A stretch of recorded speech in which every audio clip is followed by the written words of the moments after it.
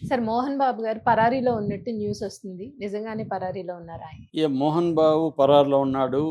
5 బృందాలు ఎతుకుతున్నాయని హ్మ్. నిన్నంతా న్యూస్ వచ్చింది. మళ్ళీ తర్వాత పోలీసులే చెప్పారు, ఆయన ఏమి పరారులో లేడు. మేము ఆయుధాల స్వాధీనం కోసం వెళ్ళాము. వెళితే ఆయన అందుబాటులో లేడు. అది మేము చెప్పాం తప్ప హ్మ్. ఆయన్ని మేము అరెస్ట్ చేయడానికి వెళ్ళలేదు అనేది చెప్పినట్టు మళ్ళీ వార్తొచ్చింది.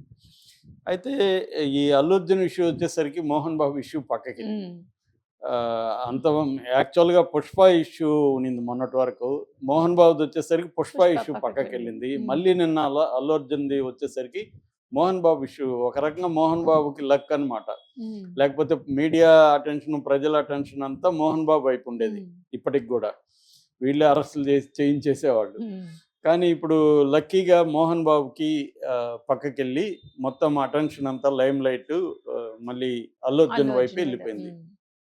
అయితే 'మోహన్ బాబు' పరిస్థితి ఏంటి? ఆయన అరెస్ట్ అయ్యే పరిస్థితి ఉందా? లేదా? అనేది ఇప్పుడు చర్చ జరుగుతుంది. 'మోహన్ బాబు' మీద కేసులు సెక్షన్‌లు ఏం పెట్టారంటే 118 ఫస్ట్‌లో పెట్టారు. బీఎన్ఎస్ 118. హ్మ్. బీఎన్ఎస్ భారతీయ న్యాయ సంహిత 118 కింద ఏమి చెప్తుందంటే ఆ section voluntarily hurting somebody with weapons. కావాలని ఎవరినో ప్లాన్ చేసుకొని ఇంటెన్షనల్‌గా హర్ట్ చేయడం. అదైతే వాస్తవమే. ఎందుకంటే ఆయన మైక్ తీసుకొని కొట్టాడంటే ఆయనకి తెలీదా కొడితే దెబ్బ హ్మ్. తగులుతుందని. ఇంకా లాగారు గానీ, లేకపోతే ఇంకా చితగ్గొట్టేసేవాడు. అప్పటికి రంజిత్ అనే విలేకరికి ఇక్కడ బోను దీనేదో హ్మ్. అగ్రోమొక్యానికో ఏదో అంటారు. ఈ బోన్‌కి 3 దగ్గర ఆహ్, డ్యామేజ్ అయింది. హ్మ్. దానికి రాడ్డేశారు, సర్జరీ చేశారని చెప్తున్నాడు. సో, ఆ కేసయితే కరెక్ట్ ఆయన మీద. కానీ వీళ్ళు మీడియా వాళ్ళందరూ జర్నలిస్టులు ధర్నాలు, రాస్తారోకోలు చేసి ప్రెజర్ చేశారు. హత్యాయత్నం పెట్టాలని. ఎందుకంటే ఇది ఆహ్, ఒకవేళ ఇక్కడ ఏమన్నా తగులుంటే హ్మ్. హత్య అంటే హత్యాయత్నం. మనిషి ప్రాణాపాయం కూడా జరిగేది. ఆయనకి తను కొడితే దాని రిపర్కషన్స్ ఏమైనా జరగొచ్చు. ఒక వ్యక్తిని మనం కొడితే ఆ వ్యక్తి చనిపోవచ్చు. అవును సార్. కాబట్టి నువ్వు హత్యాయత్నం నేరం పెట్టాలి అనేది ప్రెజర్ చేసినాక 109 పెట్టారు. 109 బిఎన్ఎస్ కింద. ఇంతకుముందు 307 ఉండేది ఐపీసీ. ఇప్పుడు 109 అయింది బిఎన్ఎస్ కింద. ఒక మనిషిని చంపాలనే ఉద్దేశంతో దాడి చేయడం అనేది పెట్టారు. ఈ సెక్షన్ కింద లైఫ్ కూడా పడే అవకాశం ఉంది. అంటే 10 ఏళ్ళు జైలు శిక్ష, 10 ఏళ్ల దగ్గర నుంచి జీవిత ఖైదు కూడా పడే అవకాశం ఉంది. హ్మ్. యావజ్జీవ కారాగార శిక్ష పడే అవకాశం ఉంది. అందుకని ఇలాంటి కేసుల్లో ముందస్తు నోటీసులు ఇవ్వడం అవేమి ఉండదు. అరెస్ట్ చేయొచ్చు. Non bailable case. అందుకని మోహన్ బాబు కూడా క్వాష్ కోసం వెళ్ళాడు. క్వాష్ కుదరలేదు. దాని తర్వాత యాంటిసిపేటరీ బెయిల్ కోసం అప్లై చేశాడు. కోర్టు కూడా యాంటిసిపేటరీ బెయిల్ ఇవ్వలేదు. ఎందుకంటే హత్యాయత్నం అనేది సీరియస్ కేసు కాబట్టి కోర్టు కూడా ఇవ్వలేదు. సో, ఆయనకిప్పుడు ఖచ్చితంగా అరెస్ట్ చేసే అవకాశం ఉంది. ఆయన ఆల్రెడీ సారీ చెప్పి లెటర్ ఇచ్చాడు. అంతకుముందు ఆడియో 2 సార్లు రిలీజ్ చేశాడు. ఆ సారీ లెటర్‌లో గూడా ఆయన కొంత సమర్థించుకుంటున్నాడు. అంటే నేను నా ఇంటి బయట పోయి కొట్టలేదు. నా ఇంట్లోకి వాళ్ళొచ్చారు. వాళ్ళే వీళ్ళు జర్నలిస్ట్‌లా, సంఘ విద్రోహ శక్తులా గూడా నాకు తెలీదు గదా! అనేది సమర్థించుకున్నాడు. అవన్నీ కోర్ట్‌లో నిలబడవు. కోర్ట్‌లో నీ ఇంటికొస్తే నువ్వు చంపేస్తావా మనుషుల్ని? నీ ఇంటికేమన్నా దాడి జేయడానికొచ్చారా వాళ్ళు?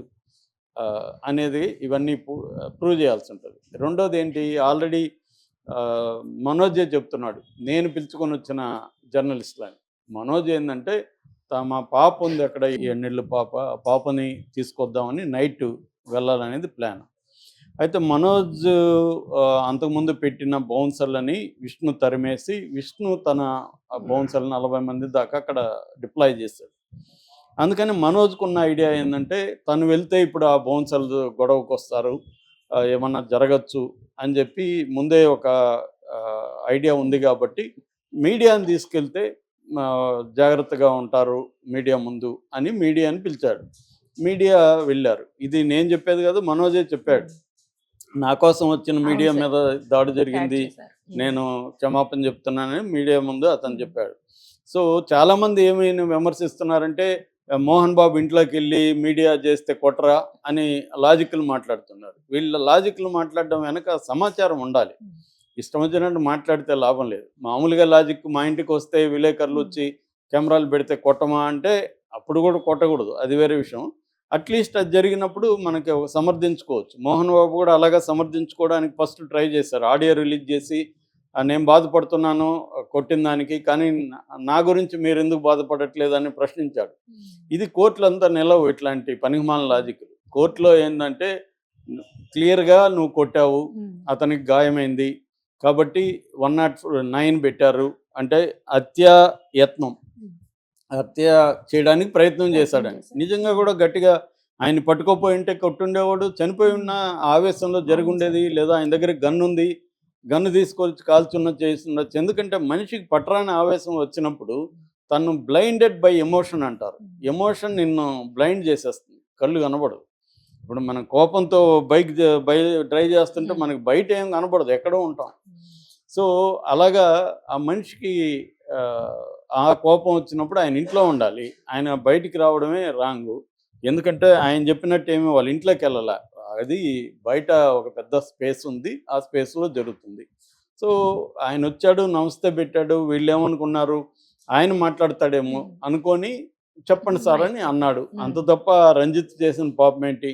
సో అతను ఒక ఉద్యోగి, తన డ్యూటీ తను చేస్తున్నాడు, తను బతుకు తెరువు కోసం పనిచేసుకుంటున్నాడు, అతను తప్పేముంది? అసలు ఈ ఇష్యూని క్రియేట్ చేసింది మీడియా అన్నట్టుగా మాట్లాడుతున్నారు చాలామంది. మీడియా అతి ఖచ్చితంగా ఉంది, దాని చర్చ వేరే. మీడియా అతి ఎందుకు ఉంది, దాని వెనక ఏమేమి ఉన్నాయి, ఆ చర్చ మనం కూడా అనేకసార్లు చేసాం. కానీ పర్టికులర్ ఇన్సిడెంట్ డిస్కస్ చేసేటప్పుడు నువ్వు జనరలైజేషన్ తీసుకొచ్చి దీనికి అప్లై చేయకూడదు. ఇక్కడ ఏం జరిగిందో చెప్పాలి. ఇక్కడ ఏం జరిగింది, మంచు మనోజ్ పిలిస్తే మీడియా వెళ్ళారు. మంచు మనోజ్ కోసం మీడియా వెళ్ళినప్పుడు మోహన్ బాబు వాళ్ళ మీద దాడి చేశారు. కాబట్టి దీని నుంచి తప్పించుకోవాలంటే మోహన్ బాబుకి వేరే మార్గం అయితే కనబడలా. ఎందుకంటే ఆల్రెడీ ఆయన ముందస్తు బెయిల్ రద్దయింది, ఆయన మీద నాన్ బెయిలబుల్ సెక్షన్ పెట్టున్నారు. సో రేవంత్ రెడ్డి అరెస్ట్ చేయకూడదు అనుకుంటే ఎవరు అరెస్ట్ చేయరు ఆయన్ని. ఎందుకంటే పోలీసులు వాలంటరీకి పోయి ఆయన అరెస్ట్ చేయరు. రేవంత్ రెడ్డి స్థాయిలో మోహన్ బాబుని అరెస్ట్ చేద్దాం అని అనుకుంటే చేయరు. అంటే ఆల్రెడీ రేవంత్ రెడ్డి అల్లు అర్జున్ అరెస్ట్ చేసి దేశవ్యాప్తంగా నెగిటివిటీ వచ్చింది. కాంగ్రెస్ పార్టీలో కూడా ఆయన పట్ల వ్యతిరేకత వచ్చింది. ఒక పక్క ఆమె ఎవరు, మన ప్రియాంక గాంధీ పార్లమెంట్లో ఫస్ట్ పార్లమెంట్ స్పీచ్ చాలా బాగా పనిచేసింది, దాని మీద చర్చ డైవర్ట్ అయిపోయింది ఈ రేవంత్ రెడ్డి చేసిన పని వల్ల అని కూడా కాంగ్రెస్లో కొంతమంది వ్యతిరేకత వ్యక్తపరుస్తున్నారు.